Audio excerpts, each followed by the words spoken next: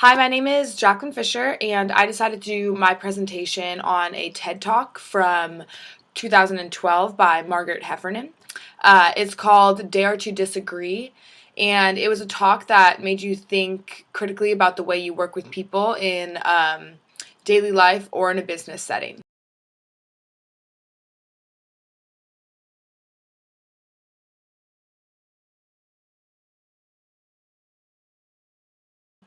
To give a little background about who the speaker was, her name was Margaret Heffernan. She's a management thinker, and she was the former CEO of 5 businesses, the author of Willful Blindness, and she's also a blogger for the Huffington Post. So essentially, she researches and explores human thought patterns.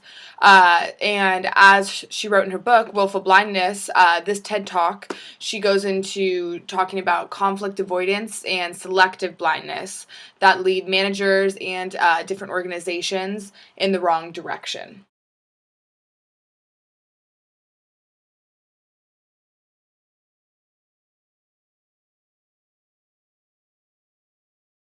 Okay, so Margaret starts off her TED Talk by telling a story about a doctor from Oxford in the 1950s.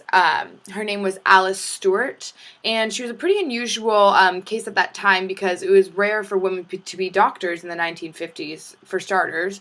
She was absolutely brilliant, and even though she was a divorced single mother, she still continued her medical work and her medical research that took a lot of time, effort, and energy. So she was researching one specific thing, the rising incident of childhood cancers. And after fighting for funding, she got £1,000 and was able to do different surveys throughout families who had children die from cancer. And research found that 2 to 1 of children who died had had mothers who had been through x rays during their pregnancy.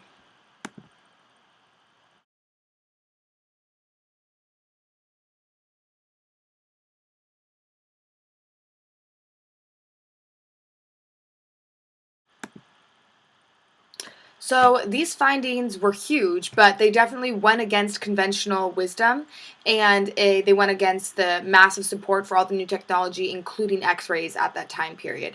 So Alice still went ahead and published her findings in 1956, and she was taken back with wide praise by the scientific community. There's even talks about a Nobel Peace Prize. So her information was open out there, and everybody knew about it. But it wasn't until 25 years later that the British medical establishments finally abandoned the practice of x-raying women while they were pregnant. So nobody wanted to know of her findings, even though a child a week was dying and they were completely open information to it. It just goes to show that the openness of information alone doesn't drive change.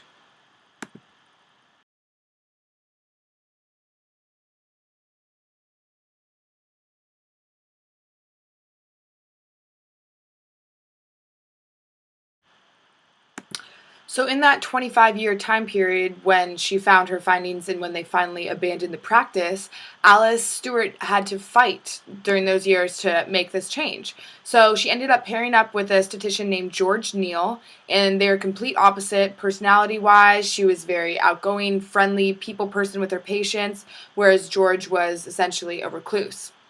But as George said, it was his job to prove Dr. Alice Stewart, wrong. So everything he did, he would try to disprove her and create conflict around her theories. So by only not being able to prove she was wrong, he would prove that she was right. So it was a new way to collaborate. It's thinking partners who aren't echo chambers. Somebody who will fight against you to see conflict as a tool for thinking and a tool for finding the best information in self of that other partner.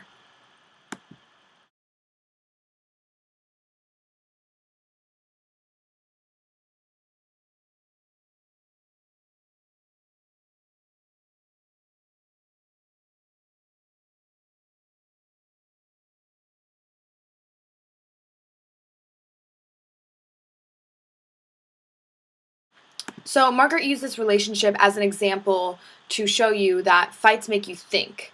You have to prove that you are right. So we have to be prepared to change our minds if this is the kind of communication we're going to be doing. So doing conflict communication on a one-to-one basis is pretty simple, but the biggest problems come from organizations, not individuals.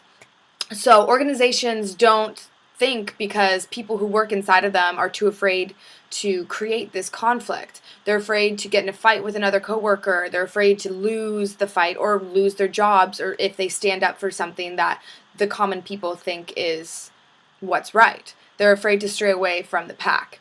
So the problem with that is you can't get the best out of each other without conflict. You can't be afraid. And this is what Margaret was trying to explain in her TED Talk, that you have to see conflict as a tool, as a form of thinking, not a fight. So to have good conflict communication, you need to learn the skills and get good at it by practicing conflict thinking.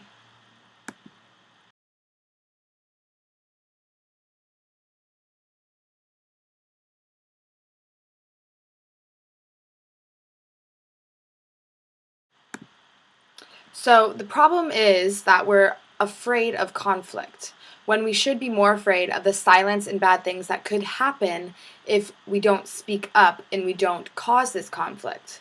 We need to stand up if we see something that's different, even though everybody else seems to think nothing's wrong, because a lot of other people may have the same opinions as you do. You need to speak up and be a leader. That way, your coworkers won't see you as a whistleblower or somebody trying to push buttons. They'll see you as somebody standing up for what you believe in, and you'll be considered a leader to your community.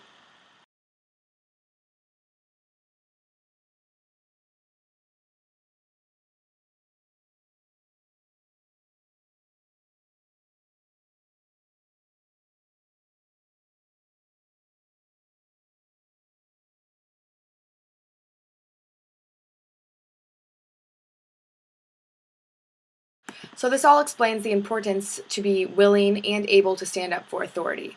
So Margaret explains that they're already starting to kind of teach this at universities and colleges, but that is too late in the game. We need to start teaching these skills to kids and adults at every stage of their development so that they can grow up and continue to have a thinking society and thinking organizations.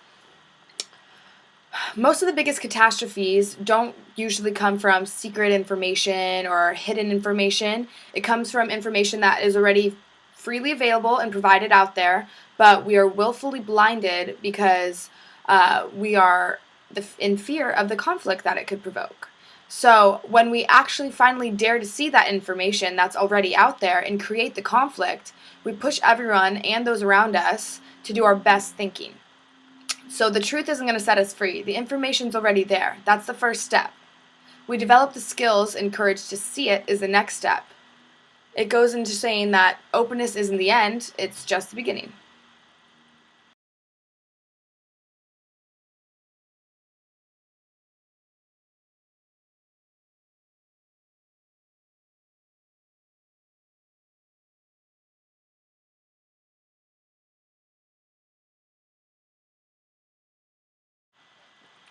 I highly recommend watching this talk. I will put the link along with my Blackboard submission. Um, it definitely opens my eyes to see that conflict should be used on a daily basis and taken as a good thing, because otherwise it's just going to plateau and go nowhere. But also, one of the comments that I saw in the comment section below the video, I thought was a good question to end this video on, because it is something that we need to reflect on. And now that we understand the importance of conflict and the willingness to be able to stand up for authority, we have to see what we can do to prevent this willful blindness. So the question is, so how can we combat willful blindness? Heffernan believes that we need a system of incentives that values vigilance and oversight as much as we value the bottom line. So that's kind of just some thought to chew on of how we can continue to combat willful blindness. Thank you.